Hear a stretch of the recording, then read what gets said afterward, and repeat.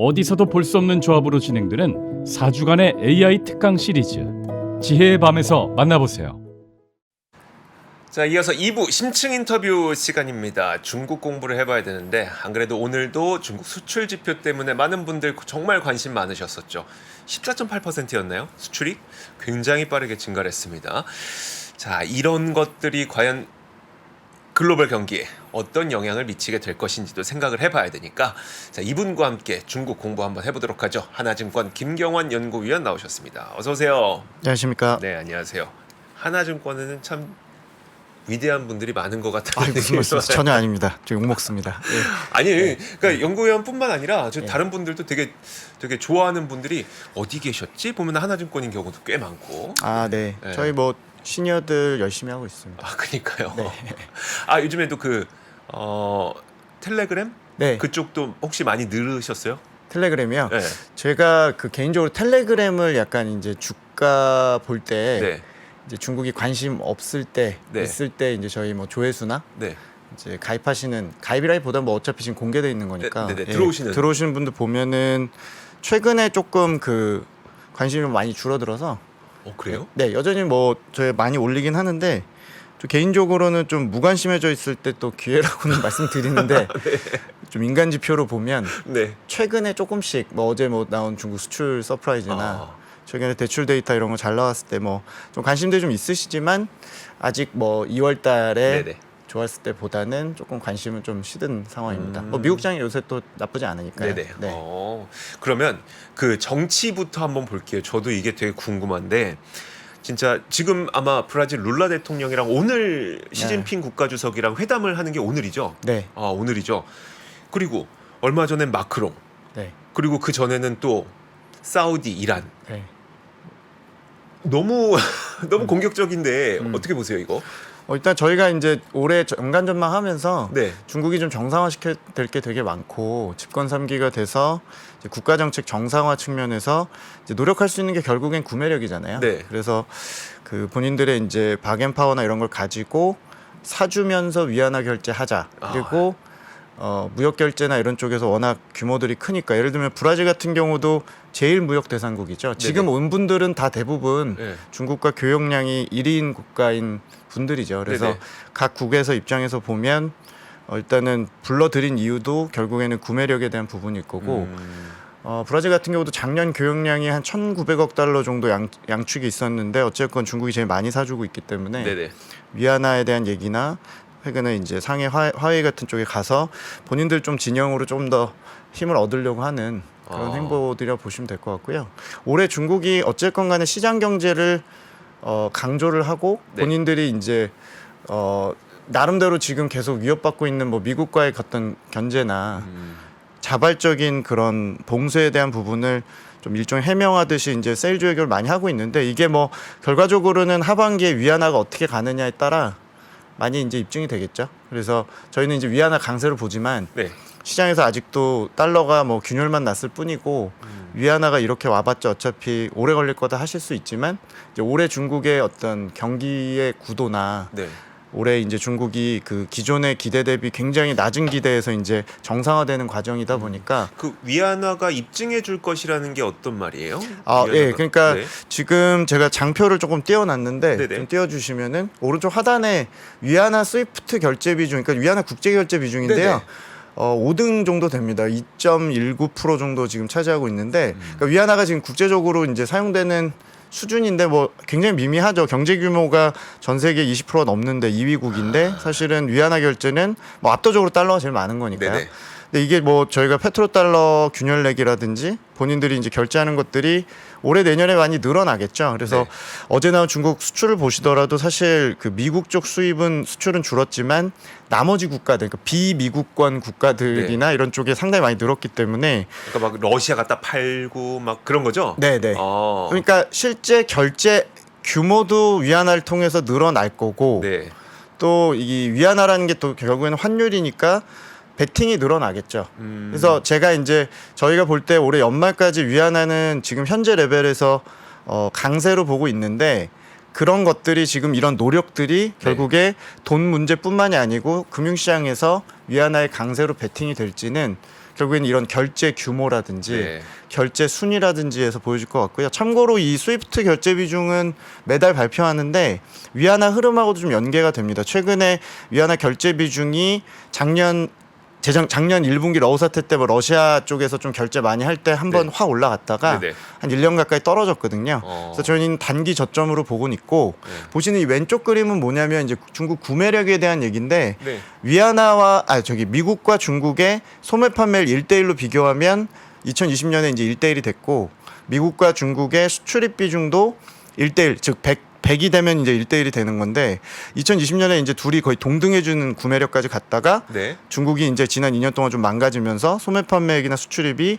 미국보다 좀 낮아진 상태입니다. 90과 78%까지 떨어졌죠. 그러니까 중국이 올해 가지는 두 가지 숙제는 어찌됐건 내수와 소비 구매력을 회복시키는 게 첫 번째고 네네. 두 번째는 본인들이 구매력을 확보한 상황에서 계속 구매력을 가지고 외교 정상화나 시장 경제 활성화하겠다라고 증명을 하려고 하겠죠. 그 어제 이제 국내 시장에서 좀 화제화됐던 게 LG 디스플레이를 시진핑 주석이 갔죠. 그거 무슨 의미예요? 그러니까 절대로 선전을 목숨처럼 중요시하는 국가에서 네. 굉장히 관영 언론에서 굉장히 부각시켜서 사진까지 찍어서 네. 광동성 순시하고 광저우 순시를 되게 이번에 메시지를 좀 많이 담아서 갔거든요. 네네. 그러니까 본인들 나름대로는 외자 개방이나 탈중국에 대한 위협을 느끼니까 본인들이 이제 전초기지인 광동성에 가서 네네. 광저우에 이제 기업들을 시찰하면서 우리는 개방적인 마인드를 유지할 거고 외자 기업들과 잘 하고 싶다라는데 첫 번째 대상 기업이 외자 기업을 잘 가는 경우도 없는데 네네. 그게 LG 디스플레이였다는 것 자체가 조금 뭐 저희 국내 투자자들도 좀 굉장히 좀 고민을 하면서 보는 부분이 될 텐데 그냥 저 개인적으로는 네네. 뭐 어느 정도는 약간 이제 어필이라고 생각을 해요. 그러니까 정경을 분리해서 지금 보고 있기 때문에 경제 관점에서는 사실 다 탈중국을 해도 반도체 디스플레이 이런 쪽에 저희 국내 노출도는 당장 이탈이 좀 어렵잖아요. 네네. 그러니까 그런 쪽에 조금 어필을 했다고 생각은 하고요. 뭐 다음 달쯤 나오게 될 중국의 단체 인객 리스트나 네네. 좀 유화적인 제스처 가능성도 좀 보인 게 아니냐라고 생각합니다. 제가 이제 중국을 살다 보니까 이런 거를 인민일보에다가 실는다는 것 자체는 상당한 메시지를 본인들은 주고 싶은 거기 때문에 네. 그렇게 참고하시면 될 것 같아요. 그러니까 뭐 무슨 말이 있었냐면 어차피 디스플레이는 미국과 중국이 경쟁할 일이 없잖아요. 그렇죠. 한국과 중국이 경쟁하는 거지. 그러니까 LG 디스플레이의 중국 공장을 찾아간 거는 미국 보라는 게 아니라 한국 보라는 거다. 뭐 이런 얘기가 좀 있어갖고 약간 이게 한편으로는 걱정되기도 하면서 한편으로는 말씀하셨던 것처럼 외자 기업을 특히 우리나라 LG 디스플레이를 찾아갔다고. 그러니까 한편은 좀 기대가 되기도 하면서. 그러니까 저는 사실 산업 메시지는 아닌 것 같아요. 산업단에 우리가 뭐 보완 관계인지 경쟁 관계인지 네네. 이런 의미는 아닌 것 같고 네. 가장 오래된 진출한 기업 중에 하나가 LG고 중국에서 SK나 LG가 네. 오랫동안 사업을 했었고 외자 기업에 대한 메시지가 있어요. 외자 그러니까 기업에 대한 그게 국영이냐 민영이냐 외자라고 봤을 때 이번 타이밍은 광저우에 가서 외자 기업을 간 거고 외자 기업 중에 한국계 기업을 갔다는 게 의미가 있는 것 같아요. 그게 뭐 현대차였을 수도 있고 네네. 베이징에 갔다면 그래서 저는 그냥 한국 경제 재개에 대한 좀 일부 메시지였을 뿐이고요. 뭐 이거에 대해서 뭐 다음 액션이 꼭 뭔가 나온다 그런 개념은 아니지만 일단은 산업단보다는 외자 쪽에 한국이라고 좀 생각을 합니다. 예. 네, 알겠습니다. 그 중국 수출 얘기를 좀 더 해주시면 좋을 것 같은데 그러면 중국 수출이 뭐가 그렇게 그 아까 러시아 쪽 말씀해 주셨고 네. 또 어디가 그렇게 좋았었던 거예요? 그러니까 어제 나온 중국 수출이 저희가 뭐 거의 감소세로 예상을 했었는데 네. 중국 시장에서조차도 근데 14%가 나왔고 미국 쪽은 마이너스였는데 이제 유로존이나 일본 쪽은 그냥 무난하게 단자릿수 정도 나왔는데 네네. 두 자릿수가 제일 많이 높게 나온 쪽이 아세안 쪽. 아세안, 네, 네. 아세안, 그다음에 뭐 브라질, 인도, 그리고 한국도 두 자릿수였고요. 그리고 전체가 이제 14%니까 14%더 높은 지역의 경우는 포션까지 쳤을 때 동남아가 제일 기여가 컸고 동남아요? 네, 동남아 쪽 아세안이죠. 네. 아세안은 사실 최근 추세적으로 제일 무역 대상국이 되긴 했습니다. 그러니까 본인들 분류 기준으로 네네. 예전에 EU 유로존이 1등이었고 네. 미국이 2등이었고 각각 20%씩이었고 아세안은 과거에 한 5년 전에는 한 12% 정도였는데 네. 지금은 거의 25%를 넘어섰고요. 근데 이게 이제 뭐 여러 가지 요인들이 있죠. 뭐 중국에서 이제 그 아세안 쪽으로 좀 넘어가는 캐펙스 이전이나 네. 재투자 가능성도 일부 있고 또 일부 이제 중국하고 그 아세안하고 왔다 갔다 하는 그런 이제 교역량 자체가 중국 기업조차도 아세안에다가 이제 전진 기지를 두고 있기 때문에 그러니까 본인들이 노동력이 중국 내부적으로도 높기 때문에 아세안에다가 이제 중국 기업들도 노동 집약형인 기업들을 옮기고 있기 때문에 그쪽에 오가는 것도 좀 활발할 것 같고요. 그럼 그런 거예요. 그러니까 중국의 기업인데 예를 들어 공장을 아세안, 그러니까 동남아 지역에다가 세운다. 네. 그러면은 뭐 그러니까 동남아에 있는 공장에서 1부터 10까지 다 만들진 않을 테니까 중국에서 일부 만든 재료를 그렇죠. 그러니까 하청 주는 동남아시아에다가 거죠. OEM 주는 거죠. 수출하고 거기에서 또 제조하고 이런 네. 식의 그러다 보니까 수출량이 늘었다. 네네. 그러니까 저희가 주목해야 될 뉴스는 네네. 저희가 이제 주로 집중하는 건 애플이 태국에서 이제 뭐 맥 프로 만든다, 네네. 탈중국하면서 계속 인도에다 공장 짓는다 맞는 얘기고요. 네네. 인도에서 이제 아이폰의 상당 부분이 인도나 태국이나 이런 쪽으로 분산되고 중국에서 정조우나 폭스콘에서 만든 것들이 뭐 이탈하고 이런 거는 구조적인 얘기 맞습니다. 네네. 근데 이제 그거를 꼭 위기론으로만 보기가 좀 어려운 이유가 네. 중국도 기업들이 상당 부분 그 FDI 투자를 네. 동남아에 몰빵하고 있거든요. 그러니까 걔네들도 내부적으로 이제 고용 문제 생길지 모르지만 네네.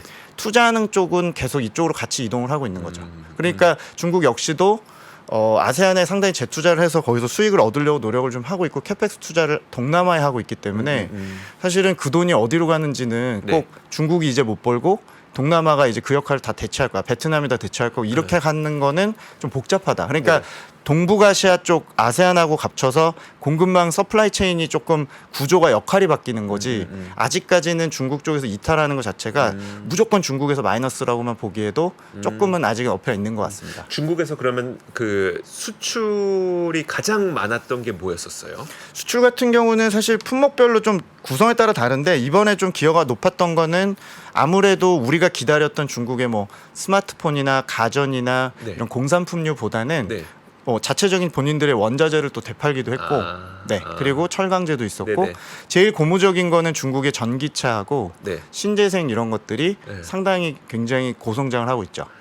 네. 네, 전기차나 자동차. 그러니까 이번 수출에 어떤 의미로 저희가 시장을 봐야 되냐면 특히 이제 글로벌 라이브 보시면 뭐 주로 미국 하시겠지만 네네. 중국 시장도 저희가 투자한다면 어떤 의미로 봐야 되냐면 제가 지난번에 방송에 나와서 중국의 홍콩이나 이런 시장이 좀 되게 더디게 도는 이유는 네. 큰 그림에서 중국이 지금 가계 침체가 너무 오래됐고 소비가 아직 기대보다 못한 부분. 네. 두 번째는 재고 조정이 되게 계속 맞아요. 진행 중이라고 말씀드렸잖아요. 끝나가고 있지만 이번에 수출이 결국에는 내부의 공산품 과잉이나 이런 거를 밀어낸다는 걸 의미하기 때문에 이제 글로벌 인플레 관점에서는 더 빨리 떨어진 요인도 되고 네. 내부적으로는 그 많은 재고들이 털려야 다시 리스타킹을 하잖아요. 그렇죠. 그런 관점에서는 굉장히 고무적이라고 생각합니다. 물론 이게 이어져야겠죠. 근데 네네. 생각보다는 중국 수출이 품목은 아직까지는 주력 품목보다는 네. 특정 뭐 조선이나 자동차, 전기차, 태양광도 많았지만 네. 대부분은 원자재나 이런 것들이 아직 많아서 질이 좋았다고 볼 수는 없지만 그래도 내부적으로 제조업에 이렇게 쌓인 재고들이 네. 상당히 빠르게 좀 조정될 수 있는 가능성을 좀 키웠다는 게 하나인데 제가 꼭 오늘 말씀드리고 싶은 게 중국에서 지금 네.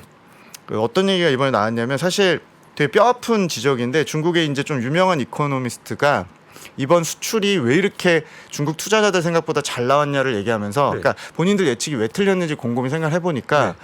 중국에서 많은 투자자들이 그 선행 지표로 보는 게 우리나라 대한민국 수출을 되게 많이 봐요.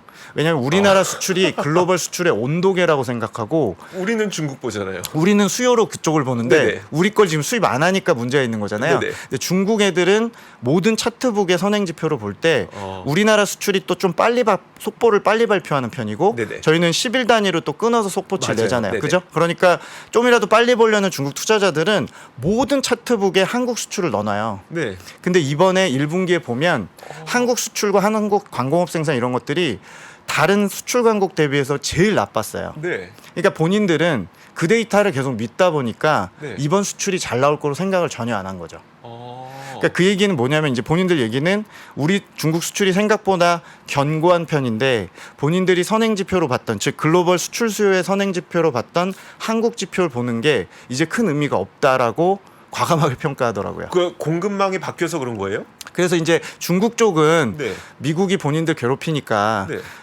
한국의 이런 전반적인 수출이 글로벌 수출을 반영을 안 한 이유는 뭐 감축법이나 네네. 지금 미국이 하고 있는 반도체법이나 IRA 같은 것들이 분명히 영향을 줘서 그들의 수출이 생각보다 나쁜데 우리랑 아직은 이제 과거보단 관련이 없다라고 표현을 하고 있는 거죠.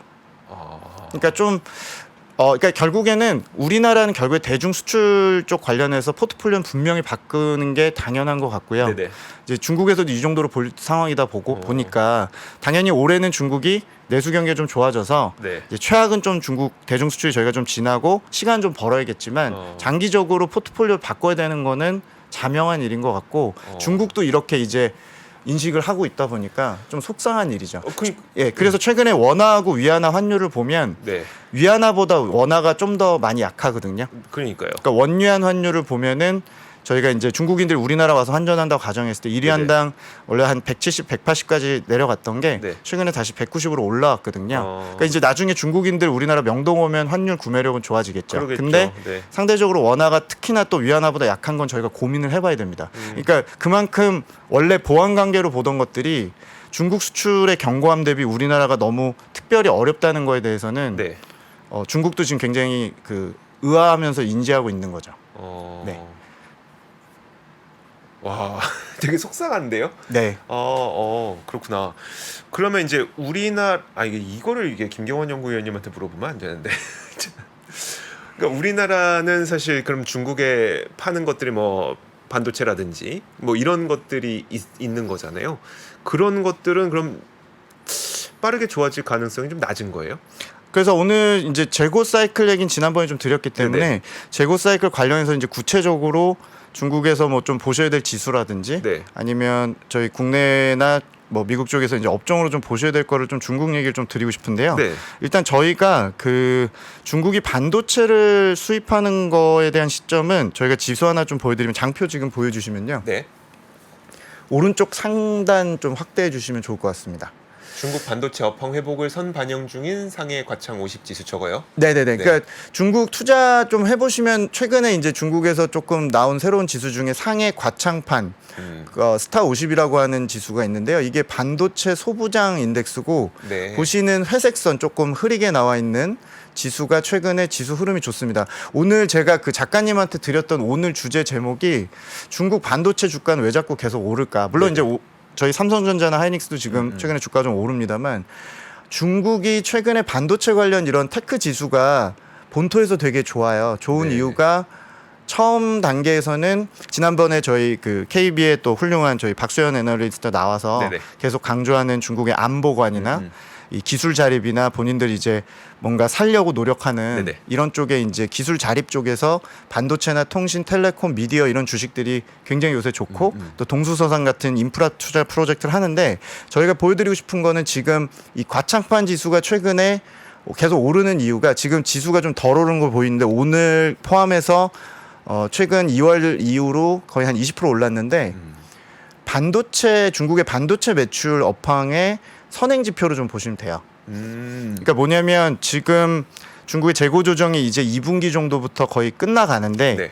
수입을 하는 것들이 이제 시작이 되죠. 그리고 반도체의 경우는 수요로 본다면 3분기 정도는 돼야 2분기에 중국 수입 반도체 수입이 늘긴 하는데 전반적으로 지금 중국 내에 이런 과창판이나 반도체 테크 지수가 오르는 근거에는 네. 알파 요인은 정부 정책에 대한 그냥 막무가내식 기대가 있고 근데도 불구하고 반도체를 계속 중국 매니저들이 투자하는 이유가 업황이 돌 거라는 베타 요인이 있어서 그런 네네. 거거든요. 그래서 보시는 대로 지금 중국의 재고 사이클 중에서 제일 부진했던 반도체 사이클이 돌 조짐을 주가가 먼저 조금 선행해서 오르기 시작한다는 거죠. 그러니까 감산 얘기가 나오고 수입이 최악일 때 오히려 이제 관련 지수가 오르고 있는 걸 저 보여드린 지수가 거죠. 소부장 지수라고 말씀하셨죠? 반도체 지수입니다. 사실상 거기에 네네. SMIC라든지 그다음에 이제 오늘 중국에서 서프라이즈 나서 상한가 갔던 나오라라고 얘기하는데 이제 북방 화창이라고 네네. 해서 반도체 장비 업체들. 그러니까 여기에는 글로벌 그런 파운더리나 이런 쪽에 반도체 업황과 연동된 애들도 있고 소위 말해 애국주의 형태로 네. 자립을 해야 되니까 네. 국산화 관련된 장비 소재 반도체 관련 업체들도 있는데요. 저희가 중국의 개별 반도체 업체를 투자하기엔 너무나 그렇죠. 위험하거나 어렵죠. 어렵기 때문에 이제 묶어서 투자할 때 저희가 상해 과창판 얘기를 작년부터 저희가 좀 드리긴 했는데 네. 이제 주가가 어떤 오르고 내리고 이런 걸 떠나서 해당 지수도 테크 지수고 반도체 지수기 때문에 필라델피아 저희 반도체 지수나 이런 것처럼 네. 보통 주가가 반도체 업황을 한두 분기 정도 선행을 하는데 네. 중국의 과창판이라는 이 지수도 반영을 하고 있다는 거죠. 그러면 중국 투자를 직접 하시는 분들의 시각에서 제가 질문을 하나 드려볼게요. 뭐냐면 어쨌든 지금 미국에서 반도체 공급망을 중국을 배제하려고 하다 보니까 중국의 그 고급 장비들 있잖아요. 뭐 ASML이라든지 이런 고급 장비들 들여가지 못하게 하고 있잖아요. 그러면 방금 말씀하셨던 중국 내 장비 업체들 네. 그들은 원래 글로벌 기업들이 가져가려고 했던 그것까지 다 가져갈 수 있어요? 아, 그렇지 않죠. 아, 그렇지 그러니까 않아요? 기본적으로 그 업체들은 자국 내 로우엔드 수요나 아. 좀 떨어지는 공정에서의 네네. 이용 확률이 높고 실제로 오늘 서프라이즈가 나온 북방화창도 상한가를 나갔지만 실적이 이제 작년 연간 실적 기준으로 한 70% 정도가 이제 자국 내 수요를 다 가져가다 보니까 네네. 뭐 그런 거에 대한 부분은 되지만 그 말씀하신 그런 일본이나 네덜란드 업체들을 완전히 대체할 수는 없죠.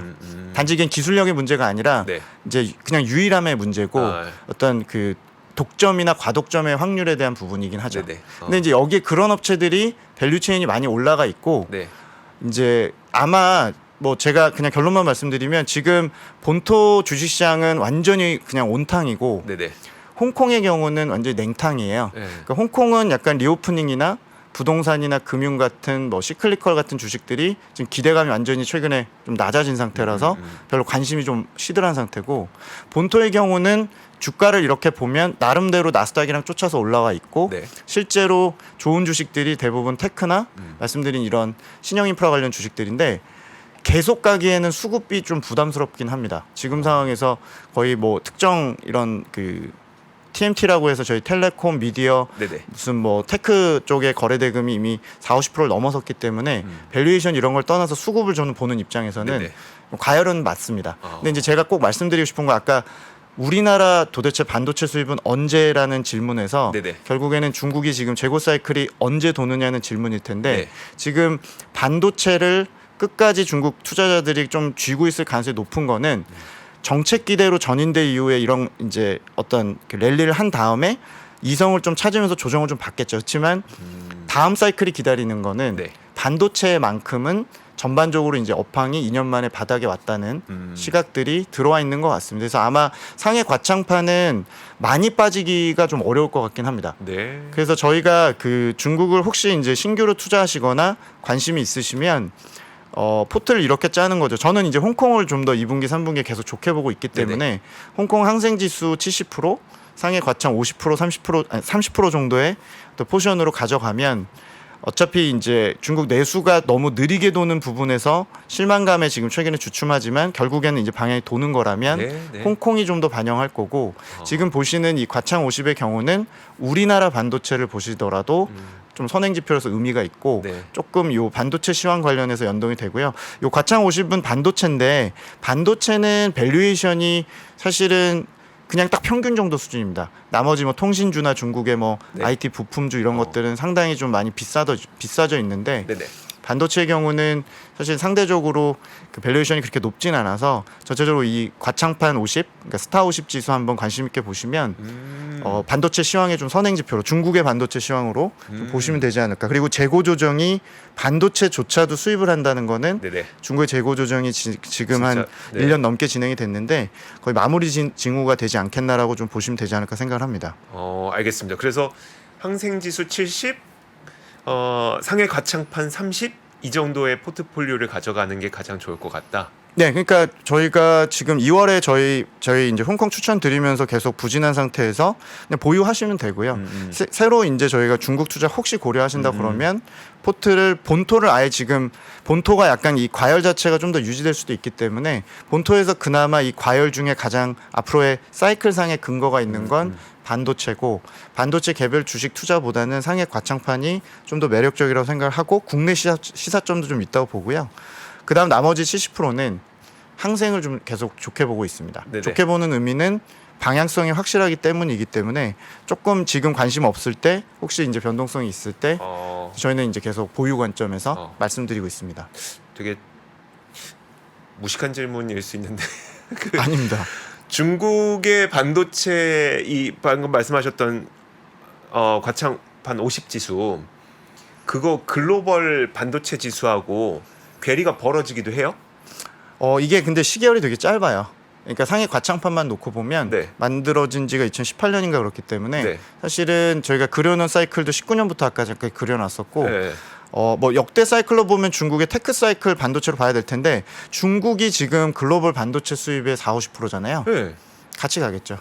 그쵸. 네, 괴리가 크진 않을 겁니다. 그러면은 그냥 그 여쭤본 이유가 그러면 상해 과창판을 사는 거를 그러니까 매매하는 거를 그러면은 그냥 뭐 예를 들어 필라델피아 반도체 지수라든지 이런 거 따라서 그냥 하면 되는 건가 싶어서요. 아마 중국의 리스타킹이 좀 빠를 것 같습니다. 글로벌 반도체 매출이 당연히 기본적으로 중국이 오더를 내는 거니까 같이 움직일 거고요. 네네. 근데 지금 사이클로 보면 반도체는 1분기가 바닥이고 2분기가 턴은 못할 거고 네네. 2분기가 아직도 바닥일 수 있지만 기본적으로 저희가 보는 뭐 디스플레이나 반도체나 중국의 반도체 장비 이런 발주는 먼저 움직일 가능성은 좀 있죠. 그래서 아까 그 과창판이 선행성이 좀 있고요. 네. 사실은 반도체 시황은 뭐 미국 경기나 이런 쪽에 같이 연동되는 것들 수 있을 수 있기 때문에 재고 사이클 관점에서는 중국이 제일 재고 조정을 빨리 했죠 지금. 그러니까 중국 사이클이 도는 거에 대해서 베팅을 하실 때 네네. 뭐 지금 상대적으로 조금 주춤한 뭐 중국의 소비나 네네. 중국의 이런 내수 도는 것도 있지만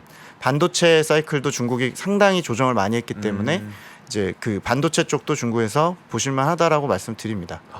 네, 얘네들은 제재를 받으면 당연히 위험한 거 아니냐 쪽의 기업들이 아니라 네네. 제재를 받을수록 몸부림치는 지수라고 보시면 돼요. 그러니까 그 관련 기업들은 네네. 중국 내 수요로 최대한 하려고 하는 애들이 많기 때문에 네. 어떻게 보면 하드웨어 쪽에서 중국 내 내수 관련된 거라서 네네. 조금은 그 관련된 그 어떤 리스크나 이런 것들 개별 기업의 매력은 뭐 그렇게 높지 않은데 묶어놓은 것들은 나름대로는 중국에서 관심이 계속 높아지는 것 중에 하나라서 투자 아니시더라도 상해 과창판하고 저희 국내 반도체가 지금 거의 보완 관계로 가고 있거든요. 네네. 그래서 같이 보실만하다고 생각합니다. 네, 알겠습니다. 와우, 알겠습니다. 왜 반도체 주가는 중국의 반도체 주가는 계속 오를까에 대한 답을 오늘 해주셨습니다. 하나증권 김경환 연구위원과 함께 했습니다. 고맙습니다. 네, 감사합니다.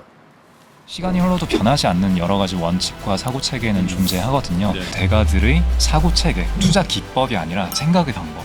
그런 거를 분해를 해서 재구성을 해서 하나의 어떤 틀로 조합을 하는 과정이 필요한 것 같다. 라쿤 자산운용 홍진채 대표의 거인의 어깨에 19년간 초과 수익을 달성한 그가 어떻게 주식 대가들의 투자법을 활용했는지 이 책에서 최초로 공개합니다. 대가들의 검증된 투자법을 여러분의 눈으로 직접 확인하시죠.